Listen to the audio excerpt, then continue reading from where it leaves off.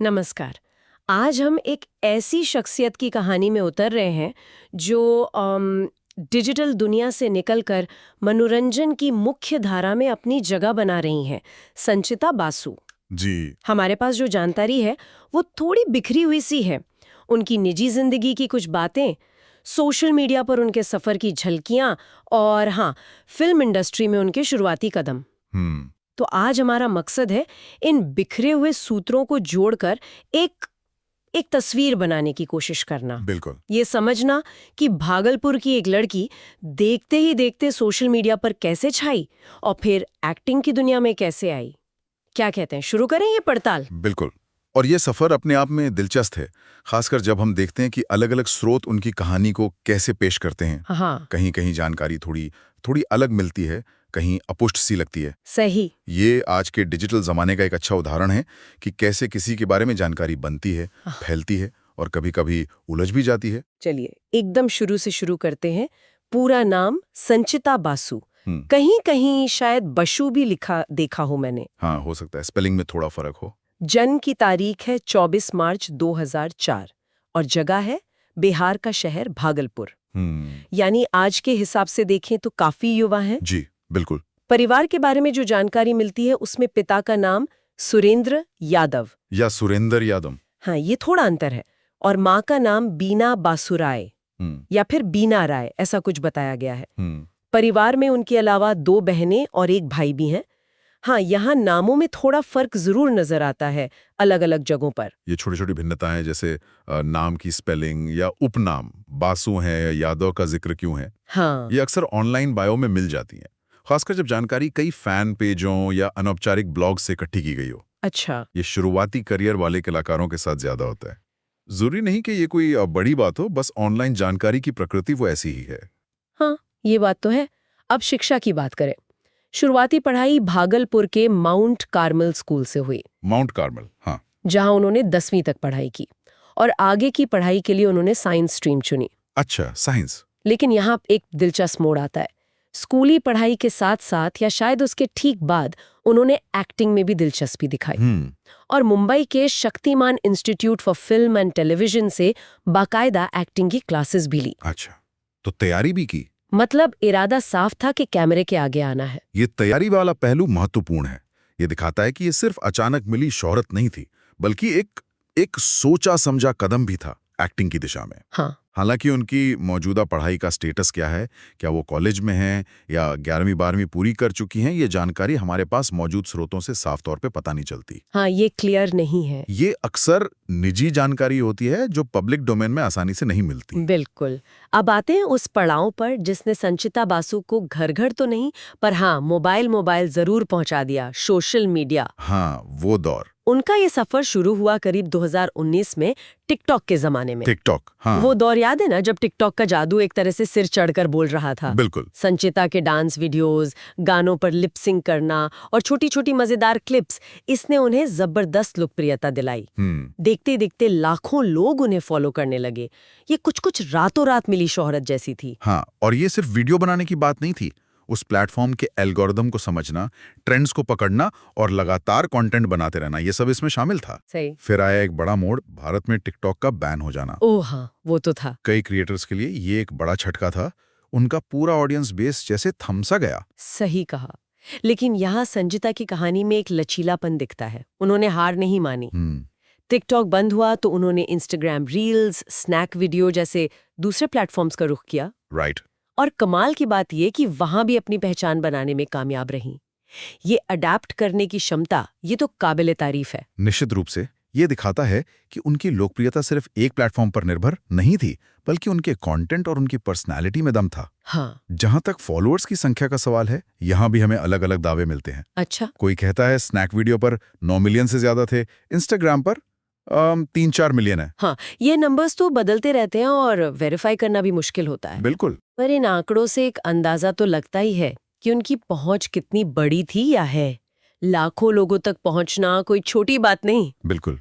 लेकिन इन नंबर्स से ज्यादा महत्वपूर्ण शायद ये समझना है कि सोशल मीडिया की प्रसिद्धि कितनी तेजी से बनती और बदलती है।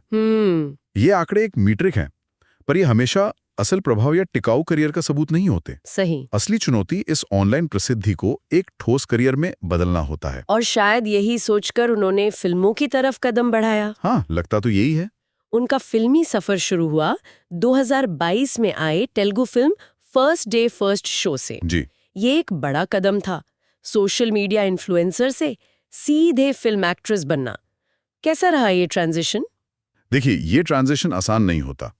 सोशल मीडिया पर आप अपने कंटेंट के खुद मालिक होते हैं, है ना? हाँ, जबकि फिल्मों में एक बड़े सेटअप, डायरेक्टर के विजन और एक टीम के साथ काम करना होता है। बिल्कुल अलग माहौल। हाँ, फर्स्ट डे फर्स्ट शो उनका पहला अनुभव था, लेकिन शायद उन्हें ज्यादा पहचान और सराहना मिली उनकी वेब सीरीज टुकड़ा के मेरा प्यार से। हाँ, मैंने भी यही सुना है।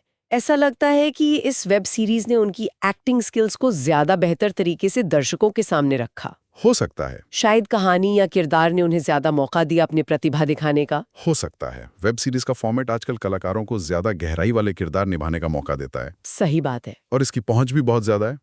तो ये संभव है कि टुकड़ा के मेरा प्यार उनके करियर में एक महत्वपूर्ण मोड़ साबित हुई हो, जिसने उन्हें एक्टर के तौर पर स्थापित करने में मदद की। और अब आगे क्या? कुछ खबरें हैं कि वो साउथ इंडिया में और भी फिल्में कर सकती हैं, शायद अलग-अलग भाषाओं में भी। हाँ, कुछ स्रोतों में ऐसी बातें कही गई हैं।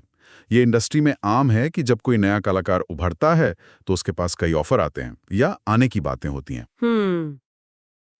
दक्षिण भारतीय फिल्म इंडस्ट्री वैसे भी नए टैलेंट को मौके देने के लिए जानी जाती है। हाँ, ये तो है। लेकिन जब तक कोई आधिकारिक घोषणा नहीं होती, ये सब अटकलें ही मानी जाती हैं। सही। पर ये उनके बढ़ते हुए कद का संकेत जरूर है। चलिए, अब जरा उन डिटेल्स पर आते हैं जो अक्सर लोग ऑनलाइन सर्च करते हैं, पर्सनल और फिजिकल एट्रीब्यूट्स। लंबाई को लेकर थोड़ी अलग-अलग जानकारी है। हाँ। कहीं 5 फुट 3 इंच बताया गया है तो कहीं 5 फुट 6 इंच।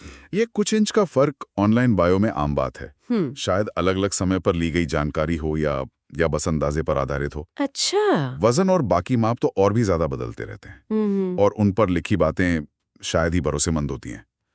सच कहूं तो इन डिटेल से ज्यादा फर्क भी नहीं पड़ता। सही बात है।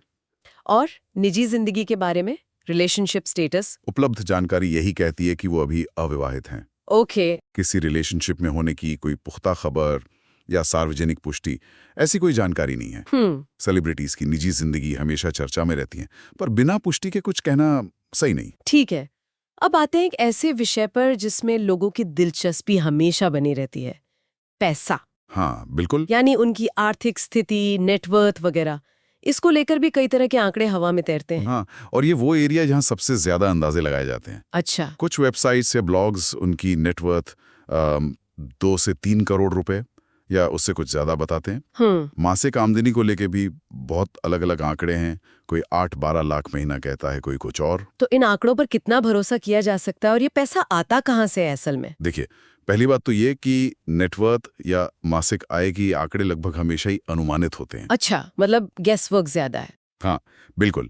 कोई भी कलाकार अपनी कमाई का ब्यौरा पब्लिक नहीं करता।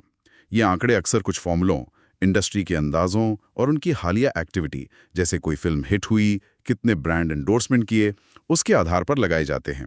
यानी ये पक्के नहीं है? बिल्कुल नहीं। एक कलाकार की आय बहुत घटती बढ़ती रहती है। हाँ, वो तो है। कभी कोई बड़ा प्रोजेक्ट मिलता है, कभी नहीं। सोशल मीडिया से होने वाली कमाई भी व्यूज और एंगेजमेंट पर निर्भर करती है। ब्रांड एंडोर्समेंट भी बदलते रहते हैं। तो ये जो 2-3 करोड़ या 8-12 लाख वाले आंकड़े हैं, इन्हें बस एक मोटा-मोटा आइडिया मानना चाहिए, कोई सर्टिफाइड फाइनेंशियल स्टेटमेंट नहीं। समझ गए। आय के स्रोत वही हैं जो आपने बताए, एक्टिंग फीस, ब्रांड प्रमोशन और सोशल मीडिया कंटेंट मोनेटाइजेशन। तो हमने संचिता बासु के बारे में काफी सारी जानकारी देखी। भागलपुर से शुरुआत, टिकटॉक पर धूम मचाना, फिर इंस्टाग्राम जैसे प्लेटफॉर्म पर जमना और आखिरकार एक्टिंग में कदम रखना। जी। लेकिन साथ ही हमने ये भी देखा कि कई जगहों पर जानकारी थोड़ी धुंधली या विरोधाभासी है। हाँ, संक्षेप में कहें तो कुछ मुख्य बातें जहां अस्पष्टता है। परिवार के नामों में थोड़ा कंफ्यूजन। हाँ। उनकी मौजूदा पढ़ाई का स्टेटस क्या है, कौन-कौन सी फिल्में पक्के तौर पर साइन की हैं, ये भी क्लियर नहीं है। और उनकी असल आर्थिक स्थिति, ये सब चीजें पूरी तरह साफ नहीं है। तो ये सब जानने के बाद हम क्या समझें? मेरे ख्याल से एक बात तो साफ है कि संचिता बासु की कहानी आज के दौर के कई उभरते सितारों की कहानी है। एक छोटे शहर से निकलकर डिजिटल दुनिया की ताकत का इस्तेमाल करना, चुनौतियों का सामना करना, जैसे वो टिकटॉक बैन, हाँ बिल्कुल, और फिर मेन स्ट्रीम मनोरंजन जगत में अपनी जगह बनाने की कोशिश करना। बिल्कुल।